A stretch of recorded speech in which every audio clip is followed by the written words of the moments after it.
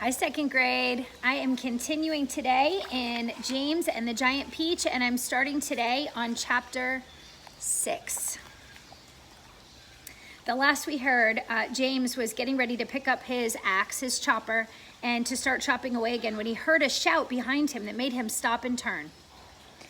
Sponge, Sponge, come here at once and look at this. At what? It's a peach, Aunt Spiker was shouting. A what? A peach right up there on the highest branch. Can't you see it? I think you must be mistaken, my dear Spiker. That miserable tree never has any peaches on it. There's one on there now, Sponge. You look for yourself. You're teasing me, Spiker. And here's a picture of Aunt Sponge and Aunt Spiker looking up into the peach tree, and little James is standing behind them looking up too. You're making my mouth water on purpose when there's nothing to put into it. Why, that tree's never even had a blossom on it, let alone a peach. Right up on the highest branch, you say? I can't see a thing. Very funny. Ha ha. Good gracious me. Well, I'll be blowed. There really is a peach up there. A nice big one, too, Aunt Spiker said. A beauty, Aunt Sponge cried out. At this point, James slowly put down his chopper and turned and looked across at the two women who were standing underneath the peach tree. Something is about to happen, he told himself. Something peculiar is about to happen at any moment. He hadn't the faintest idea what it might be, but he could feel it in his bones as something was going to happen very soon. He could feel it in the air around him, in the sudden stillness that had fallen upon the garden. James tiptoed a little closer to the tree. The ants were not talking now. They were just standing there, staring at the peach. There was not a sound anywhere, not even a breath of wind. And overhead, the sun blazed down upon them out of the deep blue sky. Well, it looks ripe to me, Aunt Spiker said, breaking the silence. Then why don't we eat it? Aunt Sponge suggested, licking her thick lips. We could each have half. Hey, you, James, come over here at once and climb this tree. James came running over. I want you to pick that peach up there on the highest branch, Aunt Sponge went on. Can you see it? Yes, Auntie Sponge, I can see it. And don't you dare eat any of it for yourself. Your Aunt Spiker and I are going to have it between us right here and now, each half. Go on with you. Get up. Go on up. James crossed over the tree trunk. Stop, Aunt Spiker said quickly. Hold everything. She was staring up into the branches with her mouth wide open and her eyes bulging as though she had seen a ghost. Look, she said. Look, Sponge, look.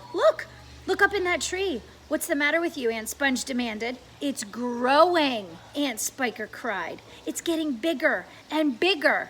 What is? Well, the peach, of course. You're joking. Well, look for yourself. But my dear Spiker, that's perfectly ridiculous. That's impossible. That's, now wait just a minute. No, that can't be right. No, yes, great Scott, the thing really is growing. It's nearly twice as big already, Aunt Spiker shouted. It can't be true. It is true. It must be a miracle. Watch it. I am watching it. Great heavens alive, Aunt Spiker yelled. I can actually see the thing bulging and swelling before my very eyes. The two women and the small boy stood absolutely still. Chapter 7. The two women and the small boy stood absolutely still on the grass underneath the tree, gazing up at this extraordinary fruit. James's little face was glowing with excitement. His eyes were as big and bright as two stars. He could see the peach swelling larger and larger as clearly as if it were a balloon being blown up. In half a minute, it was the size of a melon.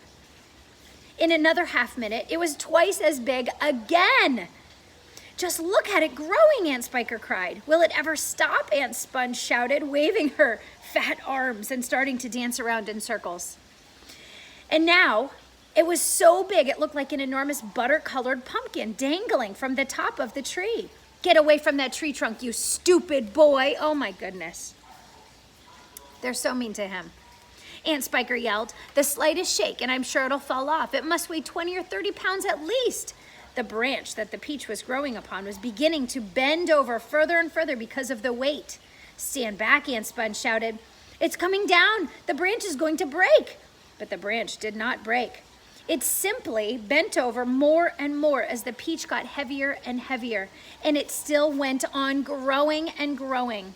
In another minute, this mammoth fruit was as large and round and fat as Aunt Sponge herself, and probably just as heavy. It has to stop now, Aunt Spiker yelled. It can't go on forever. But it did not stop. Soon it was the size of a small car and reached halfway to the ground.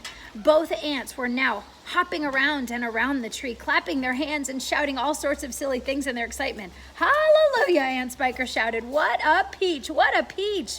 Terrifico, Aunt Sponge cried out. Magnifico, splendifico. And what a meal. It's still growing. I know. As for James, he was so spellbound, which means he was just focused on it, and he was so in amazement by the whole thing that he could only stand there and stare and murmur quietly to himself, "Oh, isn't it beautiful? It's the most beautiful thing I've ever seen." "Shut up," said Aunt Spiker, happening to overhear him. "It's none of your business." "That's right," Aunt Sponge declared. "It's got nothing to do with you whatsoever. Keep out of it." "Look," Aunt Spiker shouted. "It's growing faster than ever now. It's speeding up." "I see it, Spiker. I do. Bigger and bigger grew the peach. Bigger and bigger and bigger.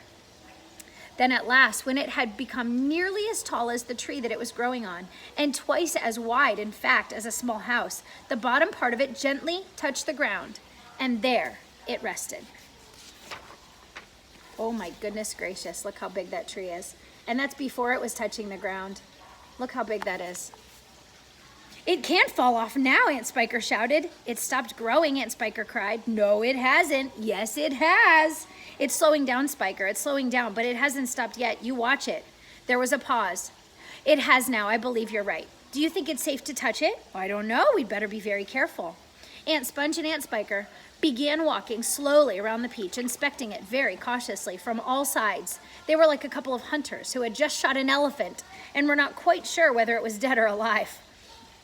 The massive, which means humongous, round fruit towered over them so high that they looked like little tiny people from another world beside it. The skin of the peach was very beautiful, a rich, buttery yellow with patches of brilliant pink and red.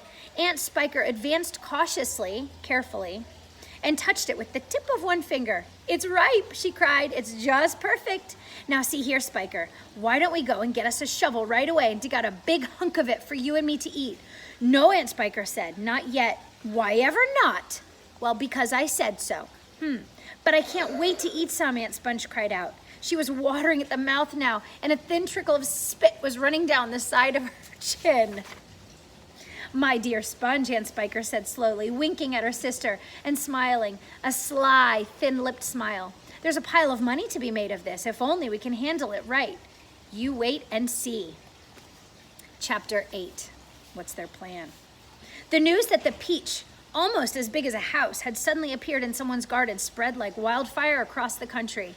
When news spreads like wildfire, it just means that it spreads very, very, very quickly, far and wide. And the next day, a stream of people came scrambling up the steep hill to gaze upon this marvel. Quickly, Aunt Sponge and Aunt Spiker called in carpenters and had them build a strong fence around the peach to save it from the crowd. And at the same time, these two crafty women stationed themselves in the front gate with a large bunch of tickets and started charging everyone money to come in.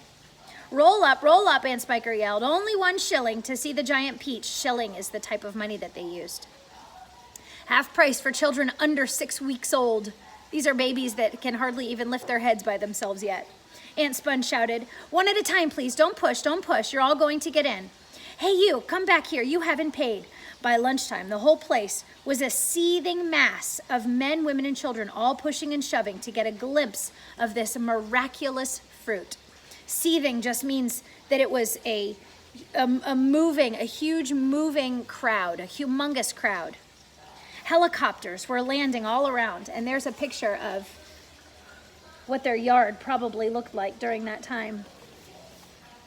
Sorry, I don't know if I held that long enough. You can see the helicopters overhead, and you can see Sponge and Spiker collecting money and all the people behind the fence waiting to see.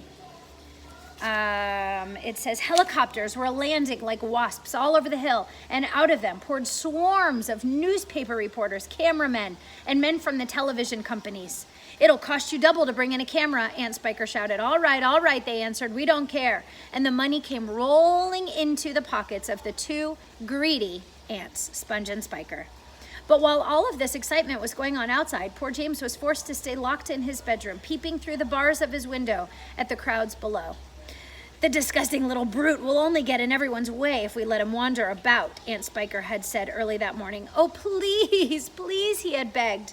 I haven't met any other children for years and years, and there are going to be lots of them down there for me to play with, and perhaps I could help you with the tickets.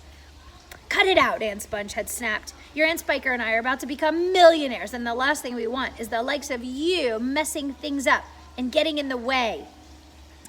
Later, when the evening of the first day came and the people had all gone home, the aunts unlocked James's door and ordered him to go outside and pick up all the banana skins and orange peels and bits of paper that the crowd had left behind. So they let him out only to collect the garbage off the ground. Could I please have something to eat first, he asked. I haven't had a thing all day. No, they shouted, kicking him out of the door. We're too busy to make food. We're counting our money. But it's dark, cried James. Get out, they yelled, and stay out until you've cleaned up the mess. The door slammed. The key turned in the lock. My goodness. All right, we will start chapter 9 tomorrow. Have a great day.